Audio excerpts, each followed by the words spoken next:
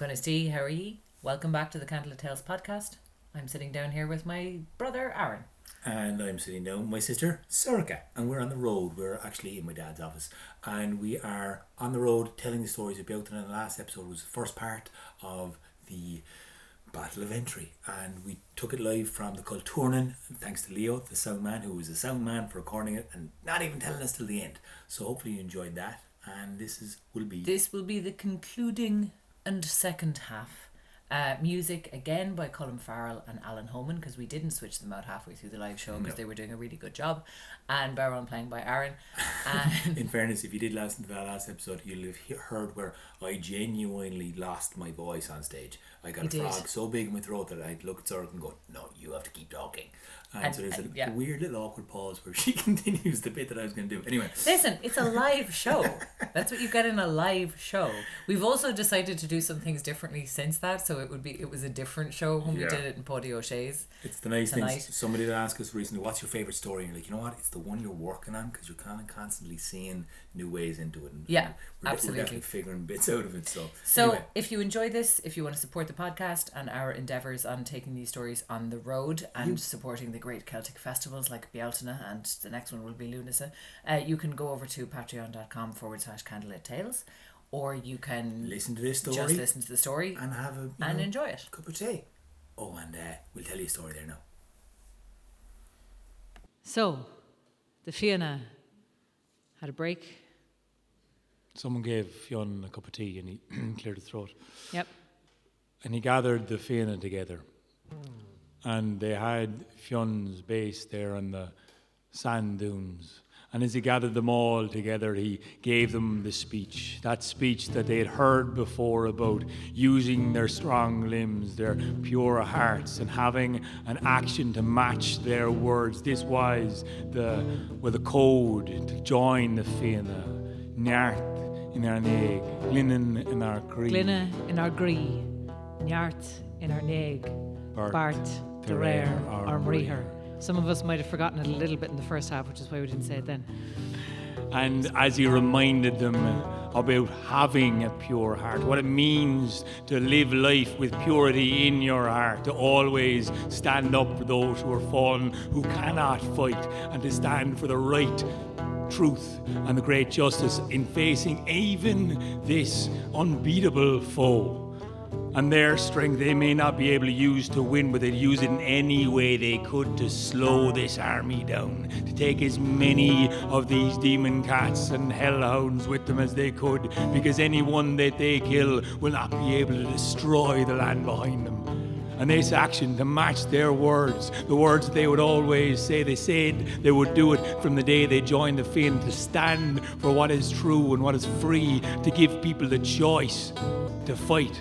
And he asked them then, he looked them in the eyes and he said, it is your choice today to fight with me, to go out now and face this army and give your lives to this white strand, to paint it red with your own blood, because no one will be here to tell this story, to record it. Every one of us will die against this army, but we'll still do it because it is the right thing to do.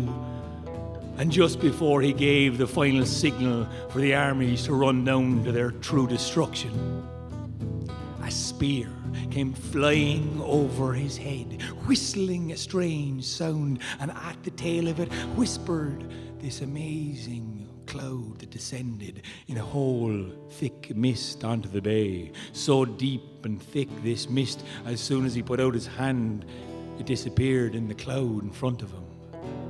And a strange sound was heard, whipping and shrieking, and suddenly the whole mist, as quickly as it had landed onto the Bay of Entry, had disappeared, and not a single one of the cat heads or dog heads were there. And they all looked around. The only one that was ashen looking, white-faced and sombre, was Fergus Fionn Vale, who had the gift of seeing into the other world. And he said, it's lucky you are that you can't see what I can see, because what I am seeing before me is a battle that would honestly turn your stomach a bit. I don't think arms bend that way. Oh. Now, as Fergus wincingly described what he was seeing, it was a slaughter of the Tua de Danann against the cat heads and the dog heads. In front of Fionn, one moment there was nobody, and the next moment, with no twinkling lights or shimmery music, just a blink between being not there and being there, was a tall, grim-faced warrior, beautiful in that the slightly eerie way that the other crowd are. And he handed a chest of weapons to Fionn McCool, and he said, This is us now. The rest of this fight is between mortal men, and it's for mortals to settle and for mortals to decide. We've done our part. You take those weapons, you'll know when to use them, and tell Bran MacPhail we'll be seeing him real soon. And with that, again, with the blink, he was gone. And Fergus was able to tell them when that battle ended. Now, Dardun, well, he wasn't very happy. Remember, he was the double deal as the king of the world. that was the king of the world, Dardun. Now, he was pretty surprised. Mixture of ferocious, very, very angry, frustrated, and unable to show it because he was trying to keep his composure. But suddenly he realized that now he was going to have to use this entire army that he had brought with him.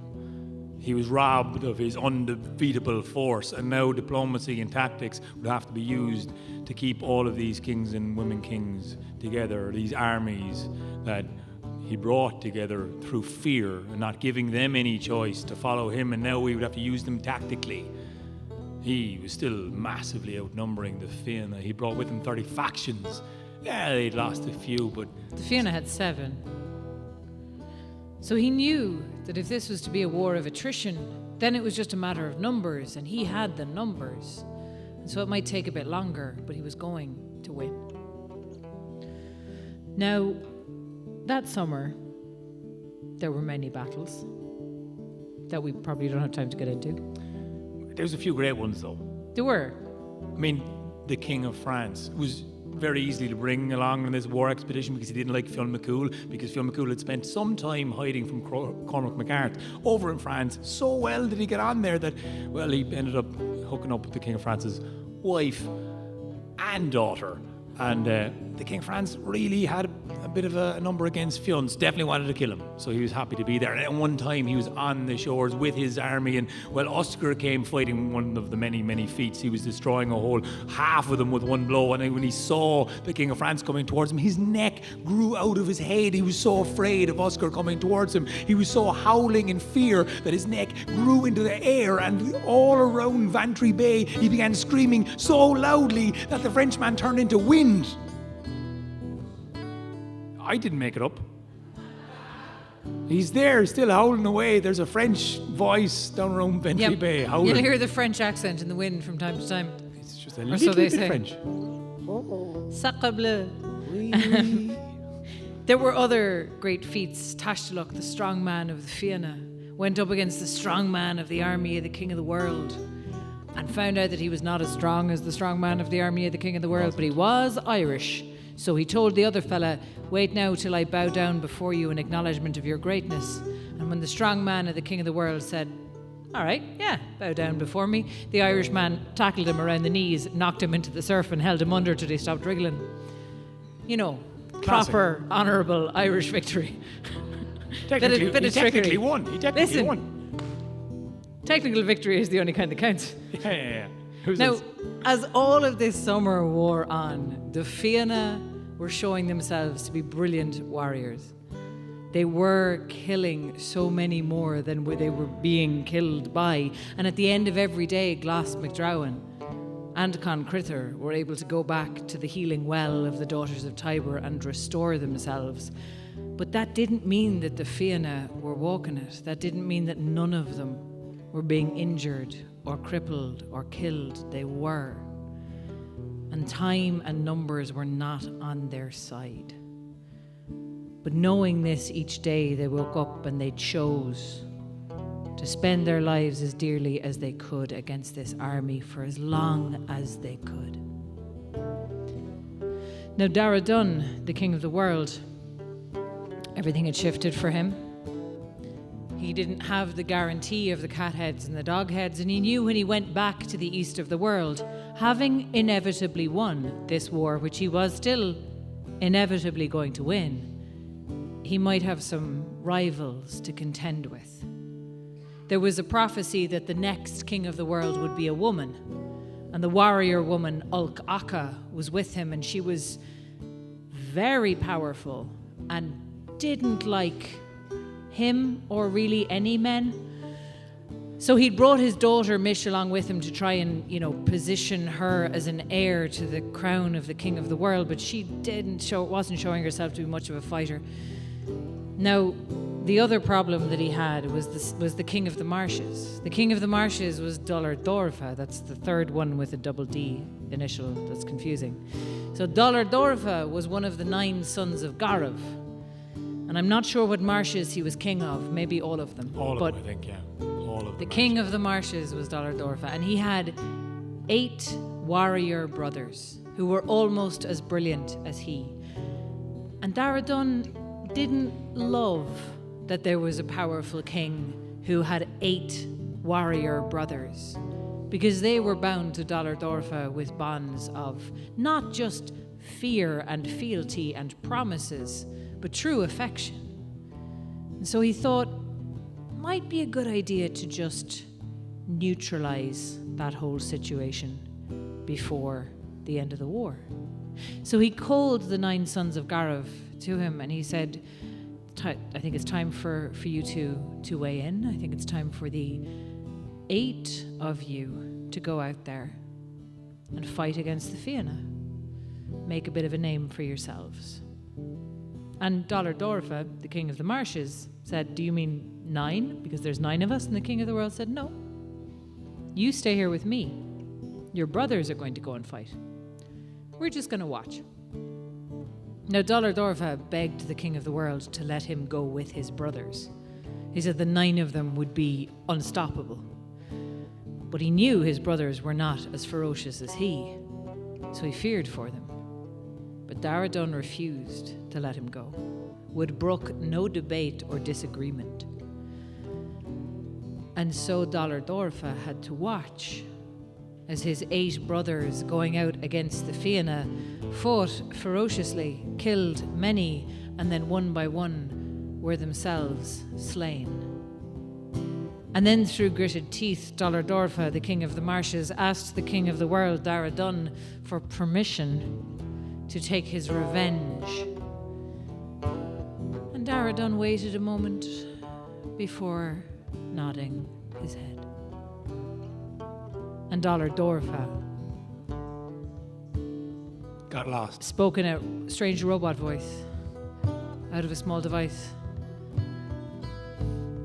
And then, after that, he went down onto the beach and he told the Fionn to send 100 against him the following day.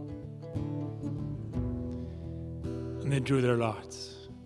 And all were willing, all chose to take this chance, and 100 went out to face Dullar Dorfa, who did away with them easily that day. And the next, the lots were chosen, but with more trepidation that time, and still that following day 100 died by the hands of Dullar Dorfa. And again, each time 100 went out, they crashed and they died on Ventry Bay, as Dullar Dorfa did away for them for killing his brothers.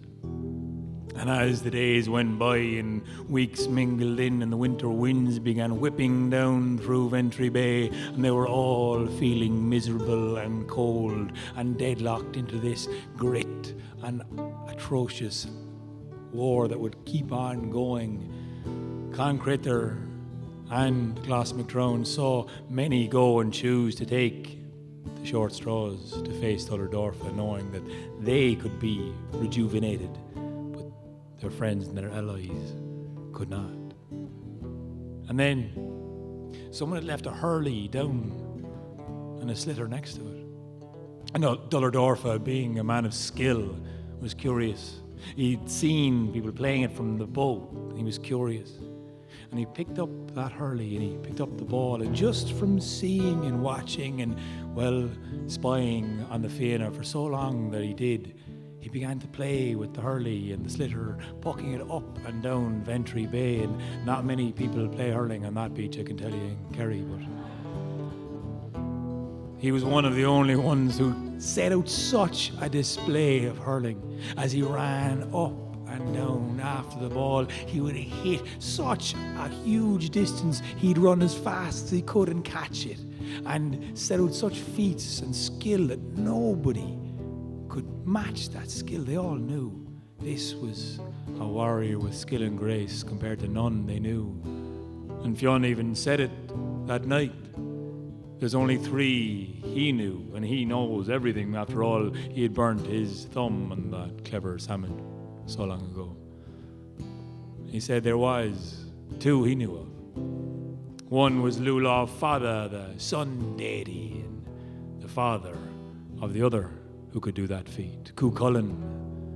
He would have been able to do it on this strand. And the third, he said, I can only imagine he sucked his thumb just to confirm, but he said, the third is not born yet, but he'll be from the west. He'll be from Connacht. I like to think, well, Galway's still waiting for him.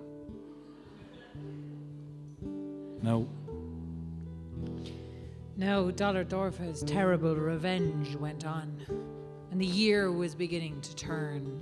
The wheel of the year turning towards Samhain, and the new year, as they believed it then. And it was at that time that a young man from Ulster arrived, a king's son. And he presented himself to the Fionn, and he said he wanted to help, he and his 12 companions. And although Fionn very much valued his courage and admired their willingness, he said, you can't fight because you are 13 years old.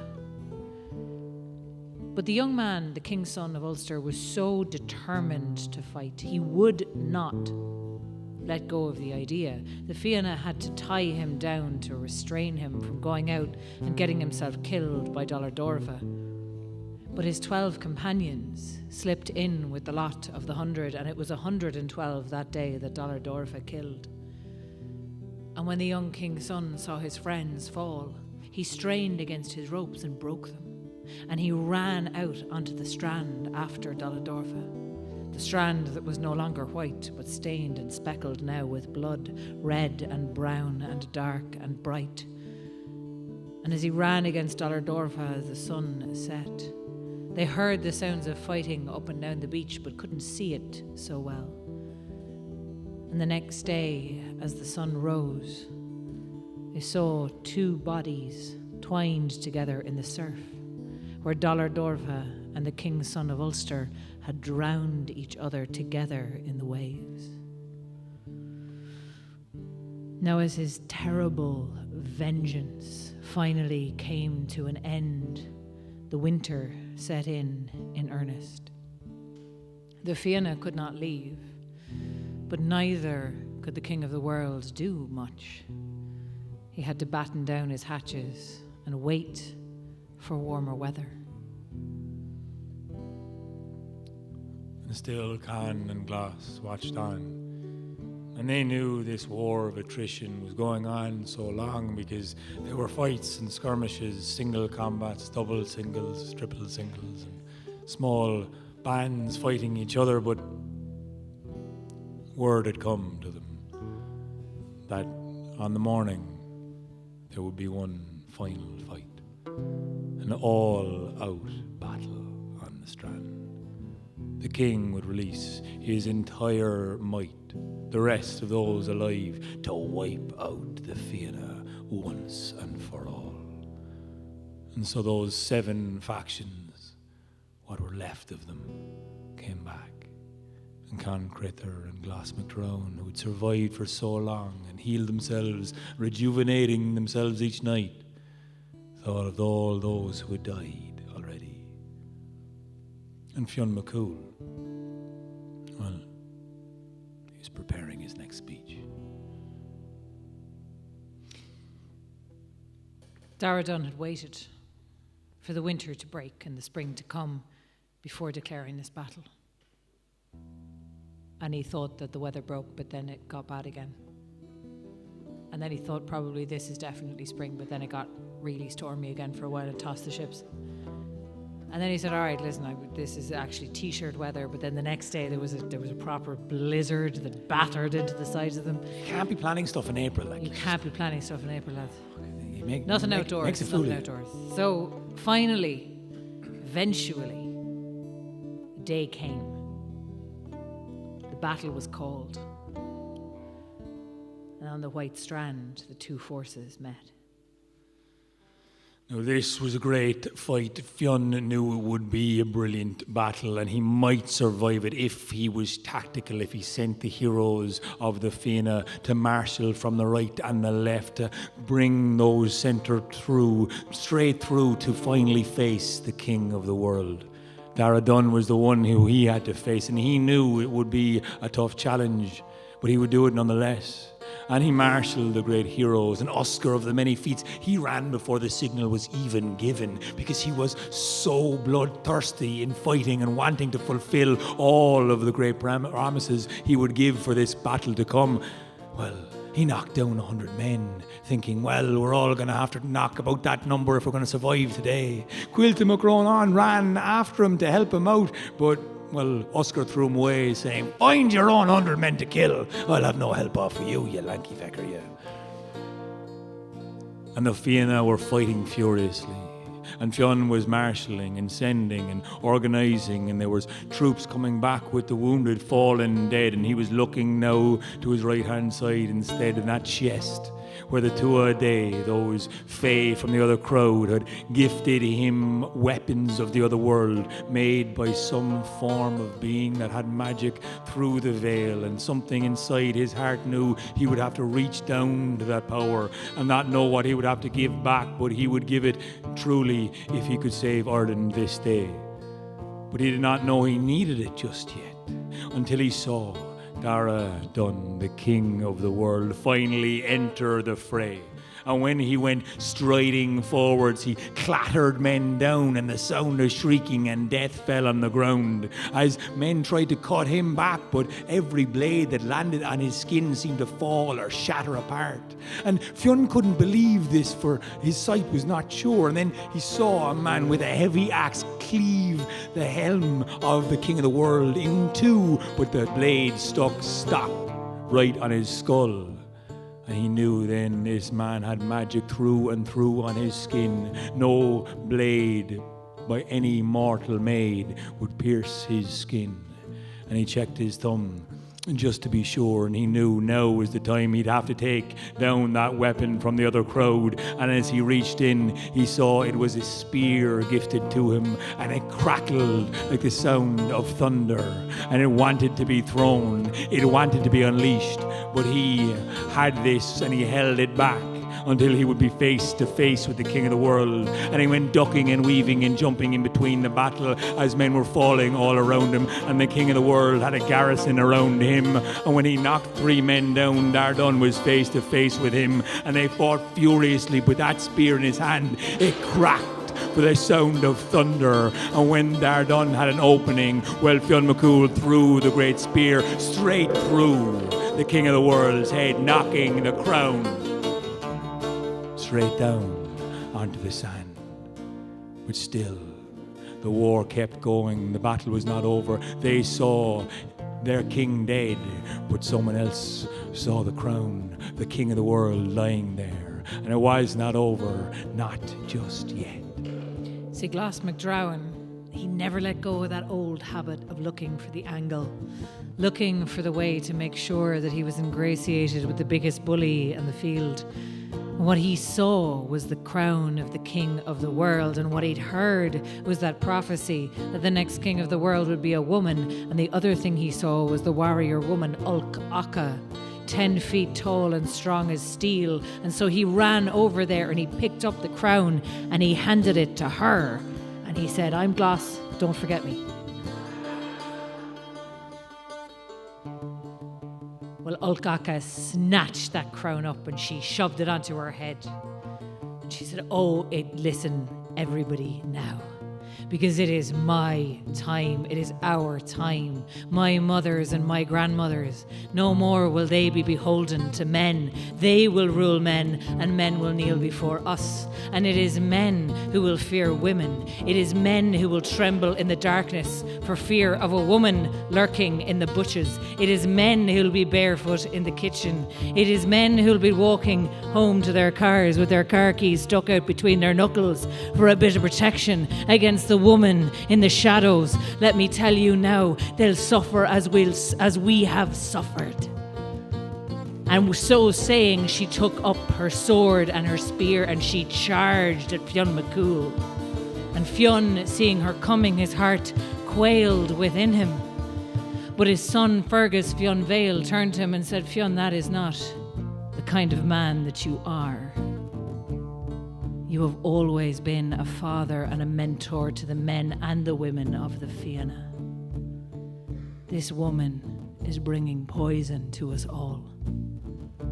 And hearing his son's words, Fionn felt some strength come back to him.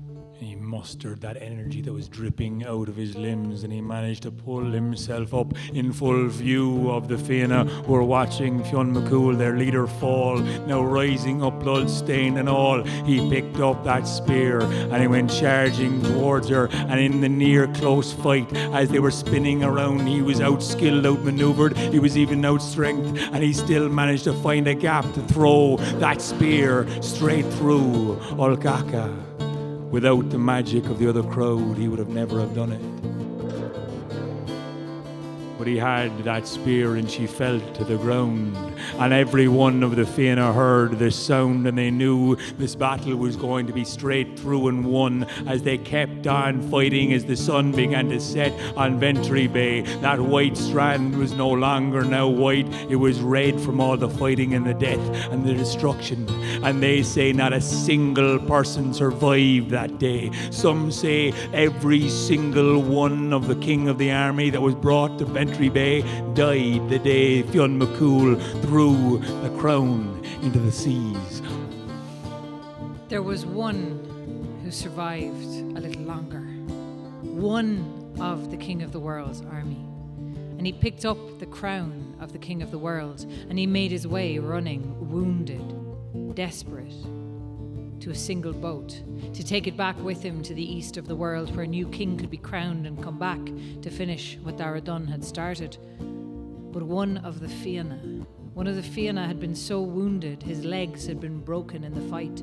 But he called out to Glas MacDrowan and to Con Crither, and he said, "Pick me up and put me into the waves."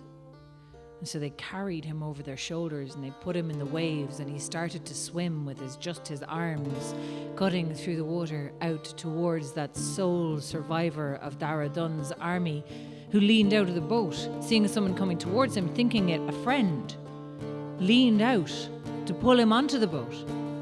The man of the Fianna clasped his hands around his neck and dragged him down. And the two men, and the crown as well, sank beneath the waves without a trace. And that was the end of the Battle of Ventry.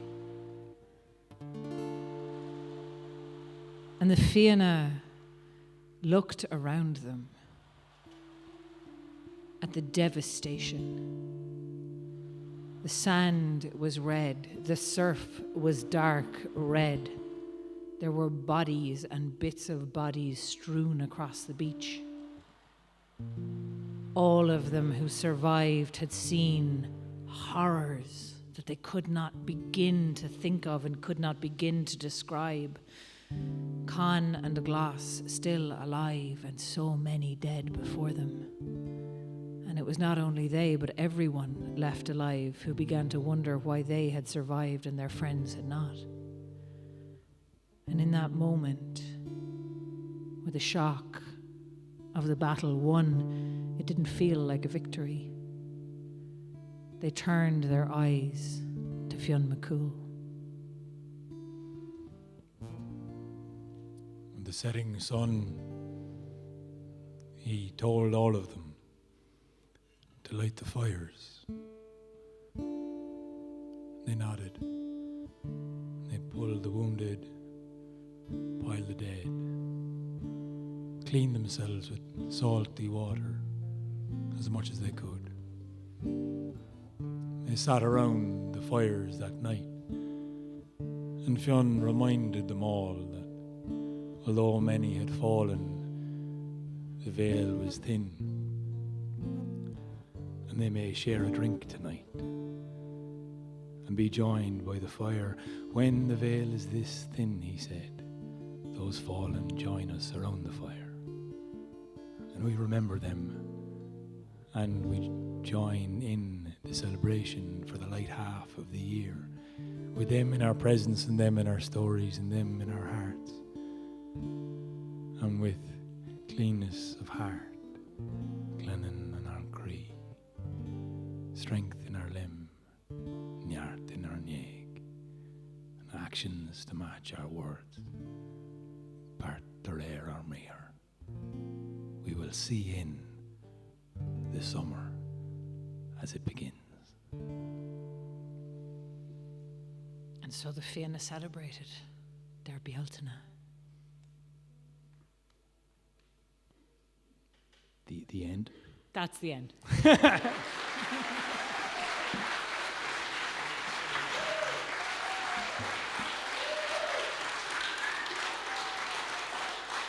Thank you very much for coming out tonight, folks. My name is Sorcha. This is my brother Aaron. And we were joined on stage by Colm Holman and Alan Holman and oh my God, Colm, I'm so sorry. Thank you very much, lads. You.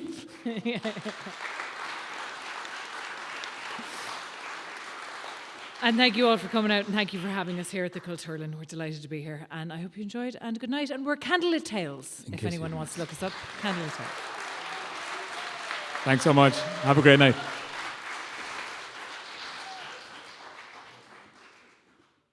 This podcast was produced and edited by Oisín Ryan. You can find out more about us on our website, candlelittales.ie. And we're on all the social media, so like and follow us on Facebook, Instagram and Twitter at Candlelit Tales, or send us a message to get onto our mailing list. For more videos and live streams, like and subscribe to our Candlelit Tales YouTube channel, which now has a Candlelit Tales for Kids playlist, #Candlelit Tales. Liking and subscribing to our channels really helps us grow and get to more people. And if you're able to give us more direct support, you can chip in a few bob at patreon.com/Candlelit Tales, or make a one-time donation through the PayPal button on our website. We also do really like to hear back from you with any questions, requests or comments. Leave them in the section below. If you want to find out about our courses, anything like that, just drop us a line. And we especially appreciate you listening.